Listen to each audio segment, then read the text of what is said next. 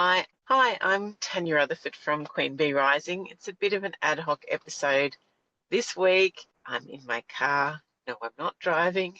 I've finished. But I just wanted to share with you, I've known for a long time that how I operate is a result of conditioning over years in terms of driving myself, what I'm trying to achieve, pushing myself through things. And, the past year I've really been working a lot on my nervous system and understanding more about what I need and what I need doing to support that. Now, this week, to take it, I guess, a step further, is I wanted to bring in more about my human design profile as a way of seeing how does taking that into account actually influence the way that I show up and how I show up. And yes, I'm a generator. In theory, how the world works is very much designed for generators because we're a majority and we're obviously the ones that organise it all, I guess.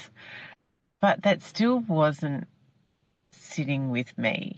And so what I did, I guess another little bit of background is I've spent a lot of time over the last year, really, well, actually probably 2 years, really training my ChatGPT version to support me. So I've trained it in all the nervous system stuff I've done, all the psychology that I know about how people work. And of course, it also draws on external sources as well. And so this week I asked it, can you using human design profile, actually give me feedback on how I should be working? Like how much are you, I guess, skilled up to provide feedback and context around the human design? And then what are you not skilled in? So what are the things that I should be okay to ask you, and what are the things that I'm going to need to look elsewhere for? And so that was really interesting. And the reason I do that is I don't want it to give me generalized assumptions. I want it to be really specific. I want it to let me know if things do or don't, if things are possible, rather than just trying to, be all and everything and being very agreeable ChatGPT that it is. So once we'd done that, I then gave it a copy of my profile and I said, can you give me some feedback on how I'm best to structure my day? Because these are all the things that I'm struggling with. And I gave it a lot of detail around this is what's not working, so it's working.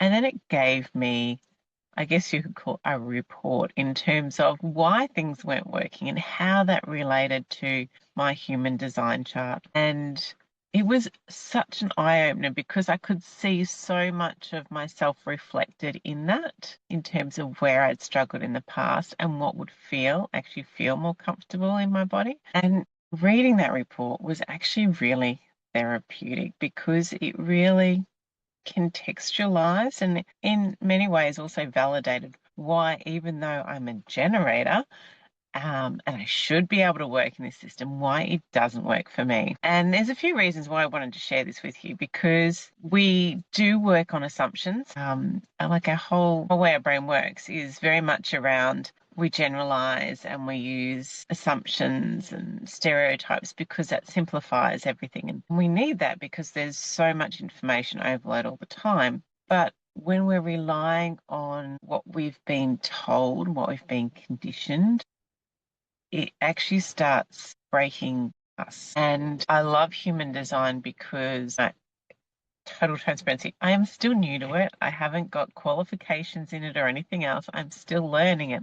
But what I love about it is it gives you permission to think about things in a way that works for you as an individual and not how you fit in the system. And so for me, even though routine and structure is something that is generally supportive for a generator, I actually need to soften that a lot more. It's more about rhythms than routines for me. And knowing that, it reminds me that I need to keep listening to what's going on inside of me and tailoring what I'm doing and how I'm doing it to fit where I'm at in that rhythm. And again, it comes back to our nervous system, listening to our bodies, listening to what actually feels good for us and not just trying to push through because we're trying to churn out a certain amount. And I know that's in conflict with everything that we're supposed to be doing. But once we can start coming true to ourselves in that way, we can actually start healing ourselves. And once we've done that, then we're feeling that we can cope with whatever it is in a much healthier, much more consistent, and much more true to ourselves way of being. Anyway, I thought I would share that because I'm now rethinking my whole approach to my day, to my week, and just to how I respond to different things so that I am so much more in alignment with myself and also honoring where I still do need some healing as well. If you're interested in learning more or you want to have a chat, definitely reach out. I would love to hear from you. I love hearing from people, and I hope you have a great rest of your week. And please do, however it is that fits you best, is to